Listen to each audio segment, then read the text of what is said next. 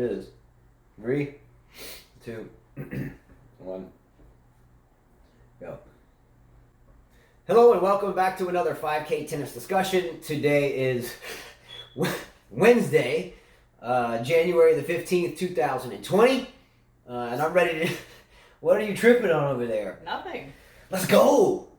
All right. Having a good day. Let's make it... All right. I'm going to start the show out. All right, I got to get serious here. All right, let's go.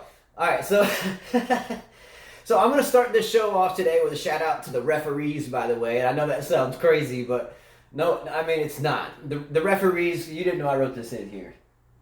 But the referees, man, they just get trounced by, man, everything that the players do, surely more behind the scenes with tournament organizers and, you know, their bosses back there, you know, don't call this, don't call that, let them hit your chair, you know, deal with that guy's tirade, but take that guy out if he, you know, whatever. Then on top of that, you know, here at the Australian Open, they're breathing smoke too, and which is unfortunate. We'll get into that in another segment. Which I mean that, not jokingly, that's a serious matter, and we'll get into that serious matter. But the poor refs, I mean, they are on this. They're like sitting ducks on the tennis court. I don't think anybody appreciates. Well, I think not anybody. I think there's very few and far between that appreciate the refs. And they don't get paid. They get paid like $60,000 a year, something like that. I've seen their pay. Yeah, and yeah, they get to travel too. But and look, we have been through a program to be certified referees, and it's not an easy program, and nor is it an easy job, and no one wants to be yelled at by anyone, but much less totally just blasphemed. And there's nothing new about this. McEnroe is a champion at doing such. But a shout out to the refs, and furthermore, the other day we were watching that Donald Young. The ball kids. Well, the ball boys, yes, but I'm just saying the ref. Well, think about the ref in this match. We talked about the ball girl being just absolutely just annihilated by Donald Young, or just throwing the towel at her. But important. You mentioned in the video, I think it was the last one where we talked about this. You mentioned that the stands were empty. Yeah. There was no one even in the stands. I think Donald Young's dad was the only person there at all. Otherwise, there was like birds chirping and so forth. But the referee, the chair umpire, still called out every point on the microphone. 15, love. Like there's like no one there to even hear that. Mr. Young is challenging the call, ball being called out, and there's like no one there. So I mean, they're doing their best. I mean, the guy wouldn't. Hypothetically, the referees during some of these matches need not even talk into the microphone because the players can hear them and there's no one else there. And here they are getting rackets smashed on their chair and not getting any shout outs. So what's up, refs? Let's get down. Love those guys, at least most of the time. All right? Poor refs. Jeez. Second quick thing, I always like to give out shout outs to father-son duos. Okay. All right. Father-son duos. I'm bringing this out there, and there's been a lot of father-son duos, but I had an opportunity of watching something and then reading a little bit about the duo, and I know one of the duo, and I've known him for a long time, not him personally, but him and his game. But the father-son duo is Randy Moss and his son Thaddeus Moss. Randy Moss, the Hall of Fame receiver, if I remember correctly, played for Marshall, or was it West Virginia? No, he played at Marshall in college, and played with the Vikings, played with, I think, the Patriots a year. Who am I missing that he played with? Patriots, Vikings, he played somewhere else. Somewhere, oh, gee whiz, I feel like an idiot. Anyway, but his son plays for LSU, number 81, junior tight end, caught 2 touchdowns in a national championship game. Big things, father-son duo. Let's go! Hopefully I can see my son do big things one day. What's up, Randy Moss? Oh, I mean, awesome, right?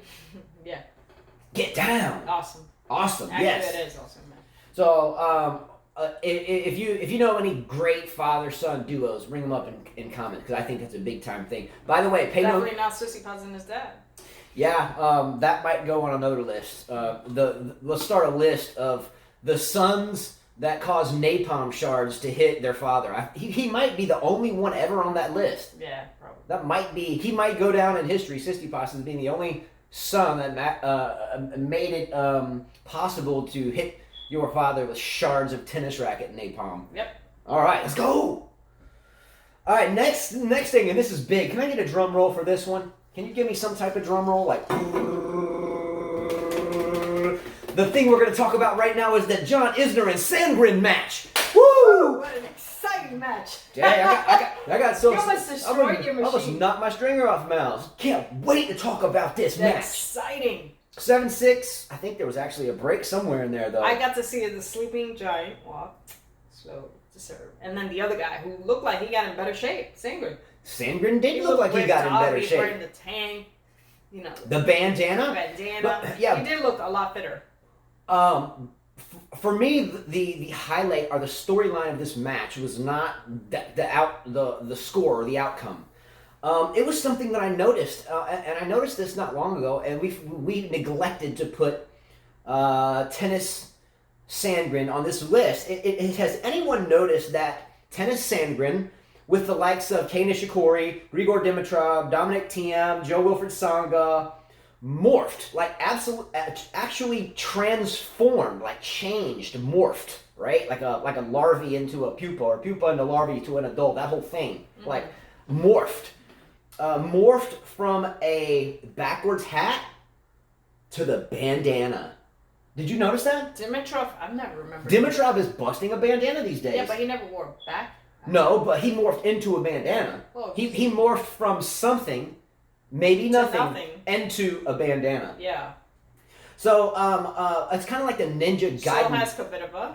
Is she a bandana buster now? Yeah, she does the bandana. How about Benoit Pierre? Don't you think Benoit Pierre, it's about time for him to throw a bandana on with a beard and a fly collar? Doesn't Fognini pull that off, the bandana with the beard? But he doesn't flip the collar. No, he pulls it off with his smooth walk. Yeah. And here's another thing. Does anybody get why you wear a backwards baseball cap to play tennis? Is it just the look? Because it definitely doesn't do anything with the sun. And then when you serve, if you have a big bill that's like digging in your neck, I've tried this look or whatever before. So sun's out, ball cap, look up, like, oh, I can't see. And by the way, pardon the chunks of meat out of my face, protect your skin. I said this yesterday, protect your skin. It will cost you later if you don't. But think about this, backwards ball cap, serve, oh, can't see. So therefore the function of the bill is irrelevant because it's in the back. Right, it's stupid. So then if I throw it up, and then the bill of the hat digs into my neck, then it kind of kicks my rhythm. There's no point also of a bandana. You're not doing much with that. Yeah, it's just style, I guess. So is it style? It's style. Which leads me into the next segment here. Here we go. Here's a new one. First time break out of this one. Pointless acts of tennis. Okay? Pointless acts of tennis. Things that players do that are just hideous. They make no sense. They might just be nervous twitches. But here we go. I'm going to list a couple of my or our pointless acts in tennis. Number one, the backwards ball cap, just because we were just talking about it. Robert Ginepri and Roddick were famous for this too. Wasn't there a Frenchman at one point? Was it Matu that used to roll his hat up? No, Grosjean. Sebastian. There you go. Yes. Great knowledge drop. Yeah, Boom. he used to do it. Let's get down. The between the legs bounce before serving. Shapovalov does it. Isner does it. I think there's a girl that does it. Doesn't Sakkari do it too? I don't know. No, Lauren Davis does it. So, they get up there to serve, bounce the ball, whatever your habit is, but they go around the legs, in between the legs, and then catch it. That's Lauren Davis. That girl, Laura Davis, she always has an injury too. Besides the in between.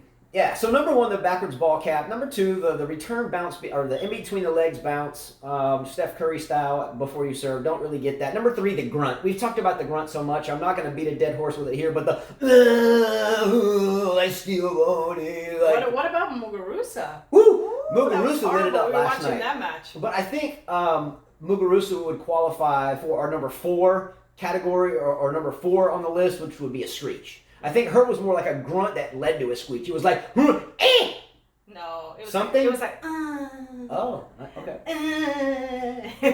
Okay. You even mentioned it. You were making fun of it. Number 5, excessive celebration. B-Dog, don't hate me. It's an NFL thing. I get it, but excessive celebration, kind of like. Yes, come on, come on. Or like Colin, she goes, come on. Yeah, like, it's the end of the match. You just clean someone's clock. You wipe them off the court. You just hit a nice shot for an easy pass for the winner. You won like 6-3, 6-0. You turn around to the crowd and you're like, come on! While donning a bandana. Sob. Hideousness is what's up with that. Number 6, I actually made a separate category for exactly what you said. Extreme come-ons, and I wrote Collins.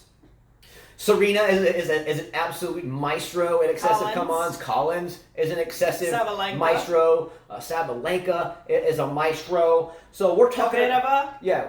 Oh, yes. She does that? Have you not seen her points? She's like, whoa. Yeah. Okay. Like you're like, chill. Like the match just started. It's like first serve. She goes like this. You serve this is hers. Yeah, you first serve, you serve the ball in. First point of the match, crowd hasn't even packed in yet. First ball comes back, drop shot. The person can't get to it.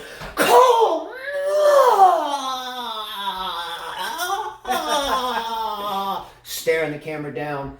Hideousness. How about number 8 on the list? Botter. What about 7? Okay, number 7. Multiple balls to choose from the ball boy. Just 1, 2, 3. Just get a brand. Wait, they go like this. Yeah. Well, I understand that after 6 games, the pressure drops a little bit, and you want to, find your most bangable ball. I get that. However, when you're just getting a new can of balls, and the ball boy's got like 12 of them, I think more like 3 or 4, and then they give him 3 or 4 of them, and it's like, no, I don't want this one. I don't want that one. Let me take this one. I'll give you that one back. This one, knowing they're all just new balls. So stupid. Anyway, number 8, water bottle arrangement. I think Nadal is the only guilty party here. Nadal would share a sole goat. Greatest of all time, Nadal would be the water bottle arrangement dude, because I think he goes like this. Yeah, he's pretty tough on that deal. Whereas Tsitsipas would hold down the only dude to extract shards of racket from his dad's arm. That's fake news anyway, but close enough. I think they would both hold down their respective categories, right? Mm-hmm. How about burly? The next one. How about burly jackets, big jackets, walking out to the court? Sharapova, Serena, they're all famous for that. Federer is another one that's famous for that. Like these big jackets. Like a regular tennis player is going to go out there and buy this jacket before they go hit some tennis balls. Come on now. Yeah, it's like 100. It's crazy. It's 100 degrees in Doha. They're busting out with this white, big, thick jacket. I'm like, give me a break. The next one, excessive bags. You already got Serena, Sharapova, famous for this too. Federer, So Nadal, Djokovic. Djokovic is pretty clean. You have a tennis bag, which is huge already, and then another bag, and then another bag. It's like, really? Yeah, I mean, you're rolling out to the court with 16 rackets. You got your a triple wide bag already. You're bringing another. That's the whole point of a triple wide bag, is to put all that stuff. You're going out on the court between like an hour and a half or 5 hours maybe if you're men's tennis or something. Give or take, and you're bringing out more luggage onto the court than you would if you're traveling to the Yeah, and I never for a month. I know they're advertising it, but come on, let's be real. Common people. They're not going to go buy all these bags. They can't afford it. Lastly, on this list is I have looking at your box and stomping your feet and shouting at them and thinking it's going to change something. And Sevitsova is an expert at this. Is it Sevitsova that's always looking at her? Well, Sakkari too. A lot of players do it. Too. But wait a minute. By the way, speaking of Sakkari, real quick. Speaking of Sakkari, I want to bring up Maria Sakkari really quickly. Maria Sakkari has a quite interesting take or pivot or cornerstone or a paradigm shift on the ability to do her hair or ball, as I like to say. And Carla actually wore. I tried. She put so much gel. She goes like this and it's perfect, and it's up here. It must give her a headache. Yeah, I don't like that. It gives me a headache. It's quite uncanny, her ball, that she manages to keep so erect. I mean, it is up there. There was a point in my life, Carla, as you know, where I had long hair, and there was times, you would braid kind of cornrows into it, but it would hurt so bad I felt like my brain was going to explode. Yeah, and hers is like this. It's like her face is like perfect, like gel. It's like sometimes I think that the hair pull on her scalp that's wrapped up into this really intense erect ball of uncanny proportions that sits right on top. It's almost like I think her face is almost being lifted and sucked off like the ball. So maybe when she hits that forehand off her back foot, she could hit it and be like, grunt really loud, and her whole ball would pop off and shoot off. And like her whole scalp would just be like balled up with this ball. It's an amazing ball. It is. It's a quite amazing ball. You know, it's like, if I could give her some advice, I would say take the ball off and bring the hair down, because she's so strong, right? It's weird. She's so strong. She's strong on from the top, but down bottom. And then she's got little calves, and then she makes the dress, the skirt that she's wearing just doesn't even look right. It just looks so manly. It's like, it looks like, I don't know. She's just so manly looking. So what I remember from the Sakkari match that we watched last night, well, she got beat by Vekic. Yeah, well, Vekic played very well. Vekic is a grunter too. But let's rewind to Sakkari. Here's what I remember from that match. I did watch the match, but here's what I remember from it: the ball looking like it was sucking face. This dress that looked very robotic. Well, it only looked on Kerber had it, Muguruza had it. They looked good on it. Coupled with that awful design tennis racket that Wilson put out, the Bold Edition, that looks like you're on, some carnival hayride with a zebra stuck in the middle of it. So I saw a ball, odd-looking deal, and whoosh racket. So I really had a kind of a really odd time watching that whole deal last night. True. Anyway, a fun player, good player, not knocking the player, but but the whole package just was like never close to winning a slam ever. Not with her game. Anyway, support the ball, support the cause. Everyone wear your hair like that tomorrow if you were able to do so. I promise you, your face will be sucked off. Maybe I'll take 10 years off my life if I go like this. Quite amazing, actually. Yeah, maybe. The one, the only, Sakkari ball. Mm-hmm. Let's get down. Terminator. All right, next topic really quickly. We mentioned refs to start the show, and this is kind of why they popped into my head earlier today in the first place. But during a qualifying match at the Australian Open, there was an Italian player by the name of Alessandro Giannessi that was playing a South Korean by the name of Duck-hee Lee. Mm-hmm. Okay, Duck-hee Lee of South Korea. So in the third set, they were in a tiebreaker. The third and deciding set, they were in a tiebreaker. Imagine the intensity thereof of that point. Within that tiebreaker, the Italian player Alessandro Giannessi was up 4-0, so 3 points away from the match in that tiebreaker. Wherein the South Korean player Duck-hee Lee decided to call a medical timeout for cramps. First and foremost, this is something that's I'm not taking sides here. I'm looking out for the breath here. Even in junior tennis, cramps is not permitted. However, it's often overlooked in junior tennis. So it happened to our son. He would have won a match. Yeah, our son was playing in a match a year or two ago, and this kid was cramping. And he sat on the ground for 20 minutes, and then got back up and finished it. And my son was frustrated and lost when he was had 3 match points. Neither here nor there. It happens. It happens. But it's often overlooked. But this is a qualifying of the Australian Open. What occurred is the player Alessandro Giannessi lost his mind and got really mad, flipped out, right?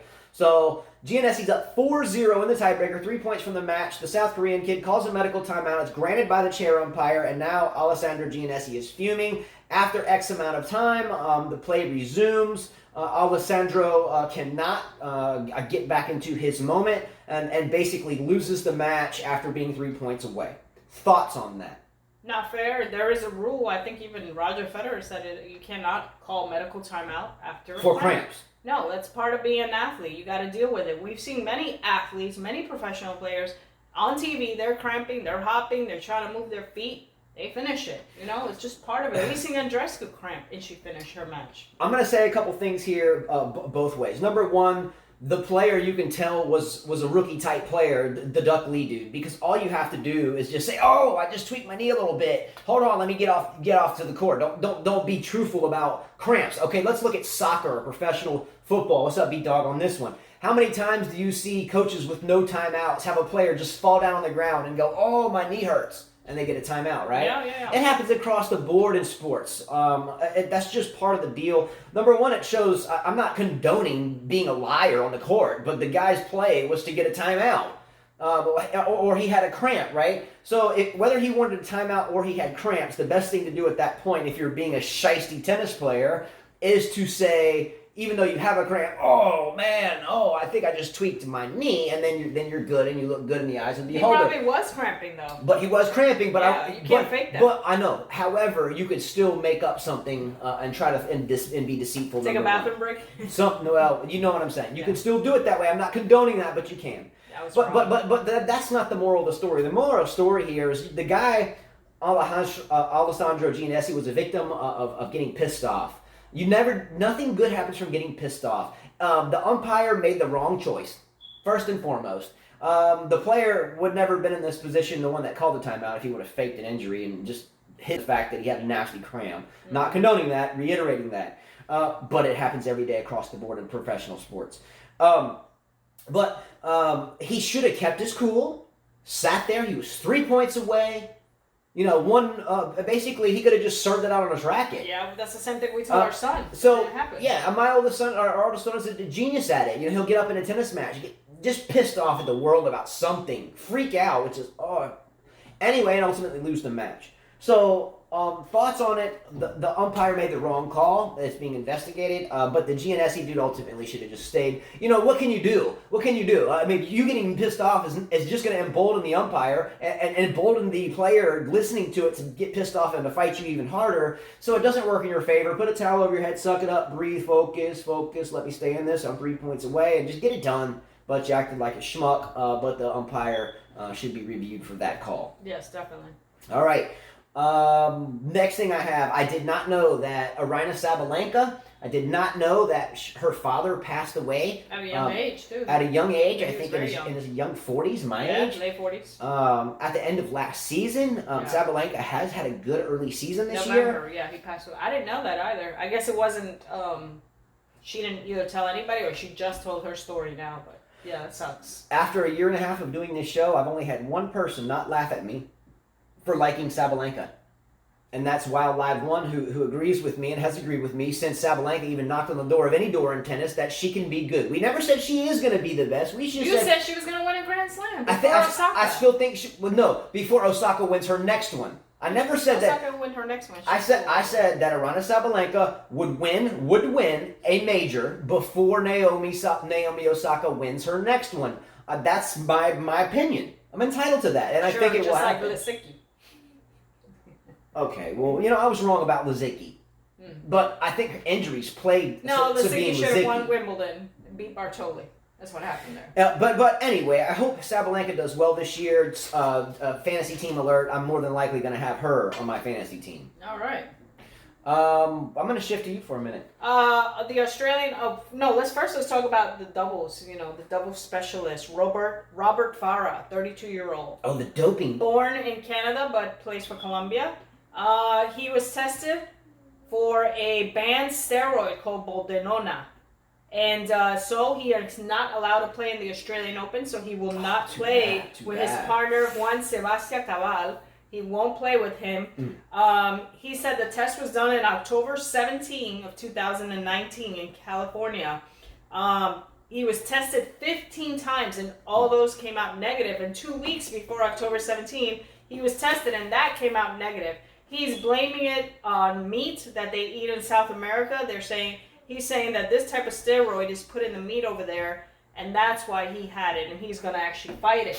Another player that also tested... This is a big one. ...for vitamins, and vitamins that he said did not even help him, and it was very low, is Nicolas Jarry, the Chilean tennis player. And he's a very good player. Yes, and he's ranked in the 30s. Well, so is Farah. Farah's won a couple majors as the doubles player. They won Wimbledon. He won Wimbledon last year and the U.S. Open with his partner.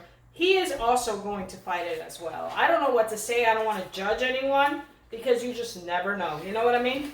Yeah, as far as doping accusations, first and foremost, I want to wish both of these players extremely well, for sure. No one, at least my motto is, and I won't go into why I'm so passionate about this type of subject, they are innocent until they are absolutely finite, or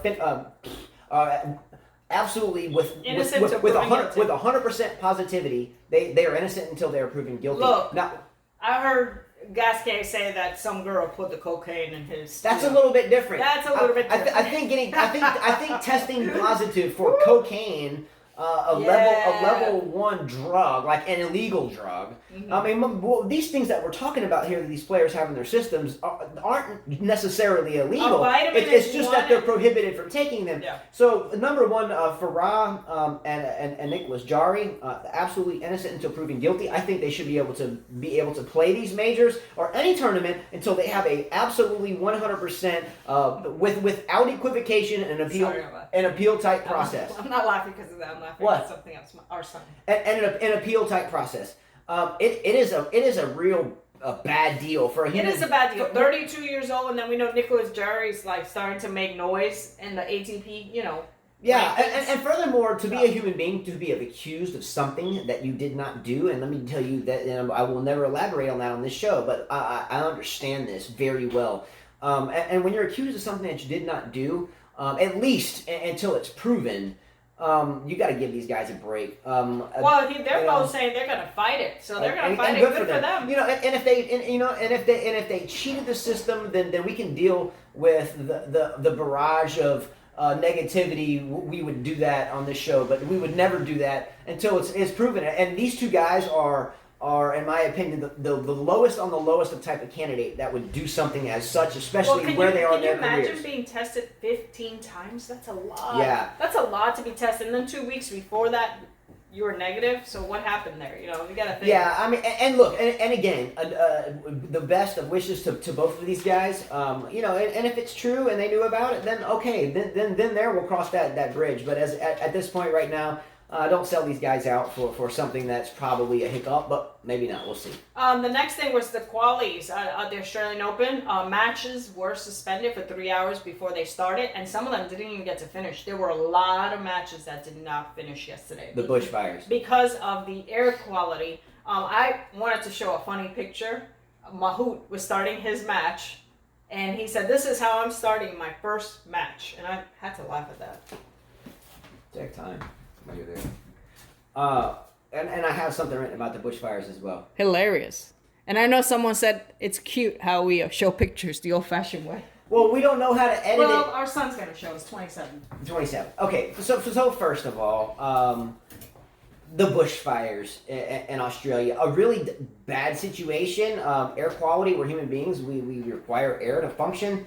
Athletes require more of it because they're constantly in and out, in and out, in and out. And they're awful there. And we've talked about this a lot. It's more important than tennis, but we're not going to get into that here because this is a tennis show. And what happens, we end up a lot of time answering questions or trying to answer questions that we don't know very much about, except it's really bad. And I'm surely the world governments are working on it, etc. At some point, though, these fires become a political conversation.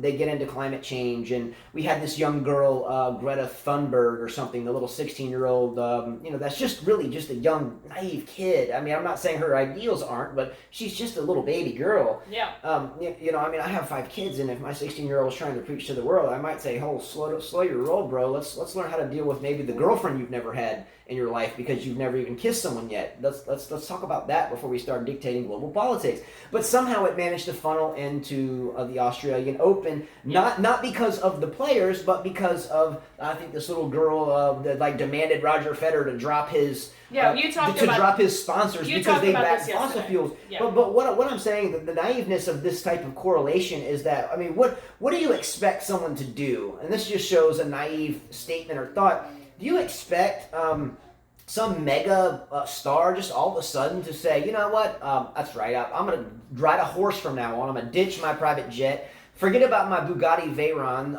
and forget about, I'm just going to live in a tent and use charcoal, or maybe that's too dirty, let me just throw some wood on my grill and just scratch all my sponsors and go live in a hut with my 4 children." I mean, if that's what someone expects, it's nonsensical. It doesn't make any sense. The players should be taken care of. They should have clean air, etc. If there's any type of correlation between negative health and players, then they should halt the tournament. But I don't think the outside political world as a whole should start funneling in on a tennis tournament. It's either okayed by the directors or not. Well, there are players. This player, Braden Schnur, 103 in the world, he won his match from Canada, was complaining, saying that having won a lengthy three-setter, he said, I felt super dryness in my throat. They're just trying to shove us on the court because we're qualifiers. And he criticized Federer and Nadal. He said, it's got to come from the top, guys. Roger Federer and Rafa are a little bit selfish in thinking about themselves and their careers because they're near the end and all they're thinking about is their legacy. They're not thinking about the sport itself and trying to do what's good for the sport. So those guys need to step up. Another player said the same thing too, Noah Rubin. They're saying they don't care about the qualifiers. So my take on this is a complete disagreement with this guy that's just complaining. First of all, when you hear someone complain, there's two sides to every story. There is one stable, credible variable here, and the variable is the smoke. It's there. We're human beings, and we must be protected. I'm laying that flat out. I'm not disagreeing that players should just go out on the court and play or not. If it's unhealthy, absolutely not.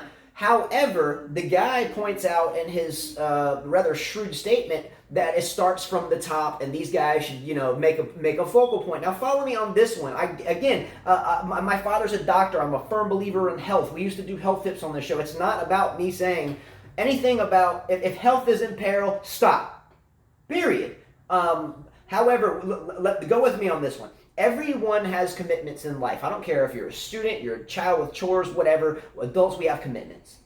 Do you expect Roger Federer and Novak Djokovic and Serena Williams and all these players to just diss their sponsors and say, we've got this obligation, but screw you, we're just gonna drop it like a hat and now be involved in some now political type thing about that? They don't need the drama. So they are doing their best to be charitable by doing these exhibitions to raise money, but ultimately we have to look at the tournament directors here and not the players. The tournament directors are responsible for the health of the players, and if not, they can get sued. So if anyone comes down with some respiratory issue, then I can promise you the organization as a whole will be sued, the ATP, the WTA, the ITF, Tennis Australia, etc.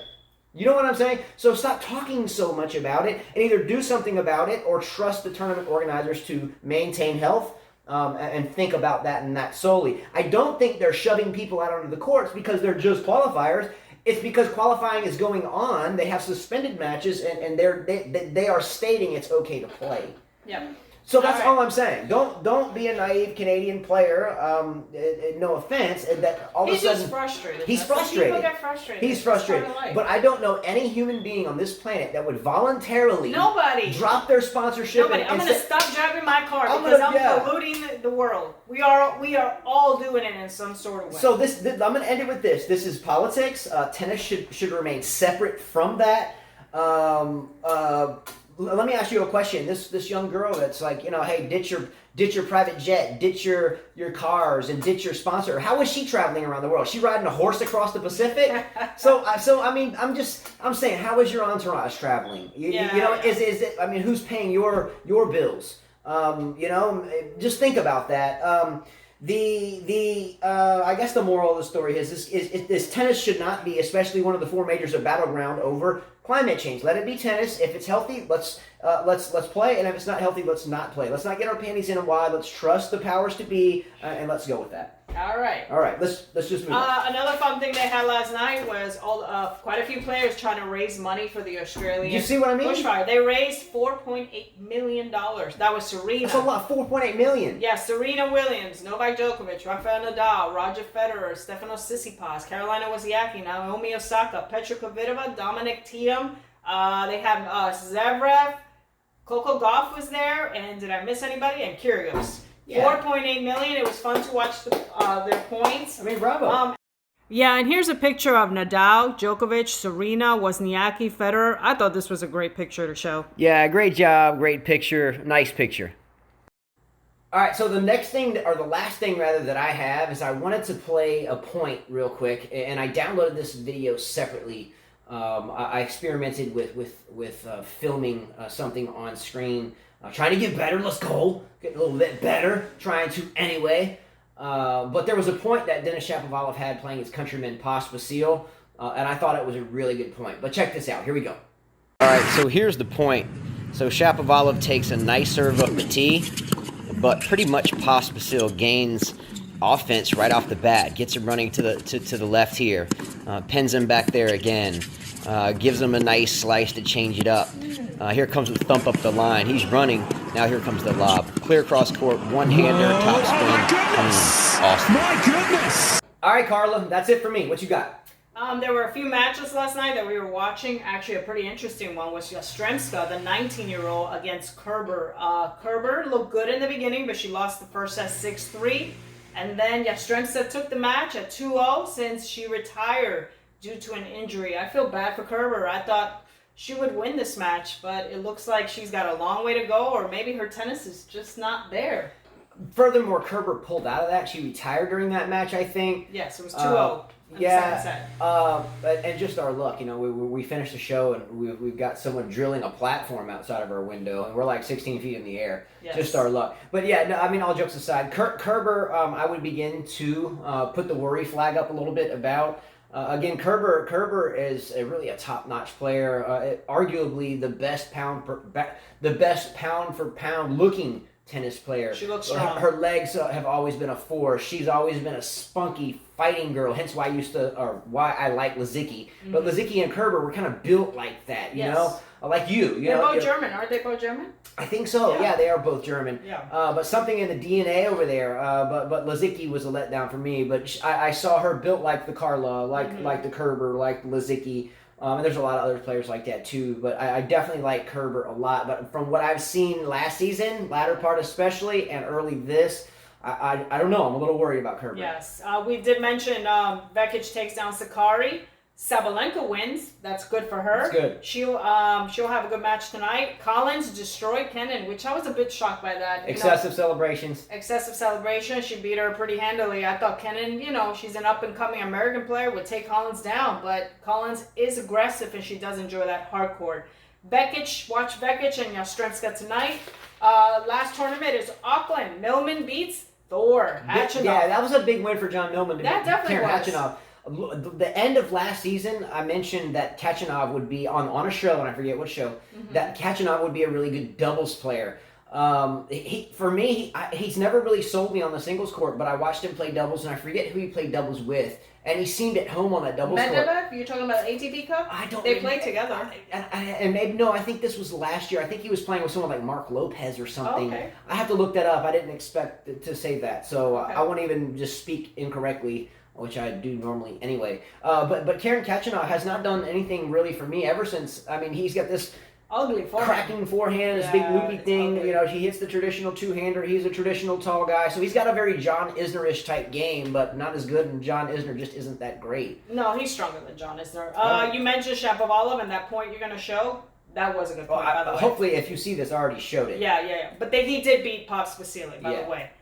Edmund plays Isner tonight. Exciting match? Not really. And Humbert, the young guy, against Shapovalov should be a good match. That's it. I like Humbert. Humbert. So He's the young one. I get the pronunciations wrong. I like him a lot.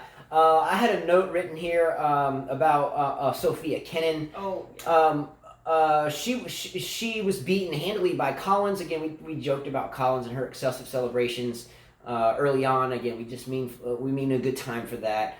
But Kenin, have you ever noticed her serve when she serves? A lot of people talk about it. So I was trying. In case you don't know, I don't have a problem with this in a sense, but I'm asking myself why. So I think I came up with an answer to my own question that I asked myself in my head was why. And what I'm saying why about is when you serve, hypothetically, okay, she proves this to be maybe not always true, but generally when we toss, we're going down together, we're starting to come up together, and the eye will catch, the peripheral vision will catch the ball, and here as we let this ball so ever gracefully float out of our hands here, not toss it or throw it obviously, but you kind of let it fly, and you're watching it go up, and then you're still watching it go up, and you go attack the ball, and then come on around. Mm-hmm. Sophia Kenin, on the other hand, will start her service motion out. She'll go down. She's about to get the ball toss going up. She goes ahead with the ball toss. Her head is still down. The ball is in the air, and now she looks up. And when she looks up, she attacks the serve. So here's the difference. Full motion. It might be hard to do because I've served my whole life a different way. But here we go. So the normal or whatever way you're serving. Here we go. Ball. Here up and then boom. Right. Mm-hmm. Her, it's like. Yeah, go. that's what she does. So exactly. the only thing that I can imagine is sometimes like with our 10-year-old Liliana, she has a really high ball toss, and then she's left kind of waiting there to go up to hit the ball. And so we're trying to bring down the toss a little bit, so that way she's kind of hungrier to go up and get it. I'm thinking maybe she's conditioned, and this is serious, and I'll do seriousness, but you know how like if you condition a dog to focus on a ball, and if you have that ball in your hand, that ball is always like, if they see the ball, they're going after the ball. So I'm guessing that she keeps the head down, so when she lifts it, she doesn't wait, and then she goes ahead and attacks it. Does that make sense? It became a habit, probably. So I'm thinking it's now habitual in her head that when I look up and see the ball, that's when I should be going to get it. Because if she did that and it was still up there and waiting, it would throw her fluid come around or her motion. We don't want to stop her motion. If we're serving and we get to here and we have to wait, there's no sense of doing this in the first place. You might as well just toss it and start from here. Who did that? Bartoli? Who did the serve? Bartoli did that, yes. Did Bartoli do that? Yeah, she just threw it up and hit it? Yes. And then a couple others do that. But we want to be fluid. So we want to be fluid, and go. So if her toss isn't spot on and she keeps her head down, by the time she looks, if she looked up and then had to wait, it would throw even that off. So that goes to tell me that she has kind of a mental thing, like Nadal bouncing balls or picking his butt or doing water bottles. She has something like that in her head with the lift, because it's quite you can tell. It's yeah, quite a lot of people unnatural. mention It's quite unnatural. So I'm guessing that's her cue. When I look up and see the ball, I need to be going for it. Therefore, I don't pause and wait. So I'm guessing somewhere down the line she had a problem with a high toss and having to come around and wait. And good analysis. So if I'm right, I'm guessing at some point the coach was like, "Hey, we can't break this high toss come around habit. You're pausing, your motion isn't fluid. Let's keep your head down, and as soon as you look up and glance it, I want you to go after the ball." Her dad probably coached her that. I'm guessing That's her coach. That's totally ad lib. I have no idea. Okay. All right, so that's it, everyone. Much love to all of you. Please subscribe to our channel. We're trying a couple different things, lighting and editing and some other stuff. So this video may come out like a crap sandwich with mayonnaise, as I like to say, but hopefully it does not. Anyway, much love to all of you. Please again subscribe to our channel. It means a lot. And get ready for the fantasy teams and tennis racket giveaway starting as soon as the draws come out. So check out that video, and it should be above here somewhere when we get done. So anyway, take care. We'll see you next time. Adios. Adios. Let's go. Come on.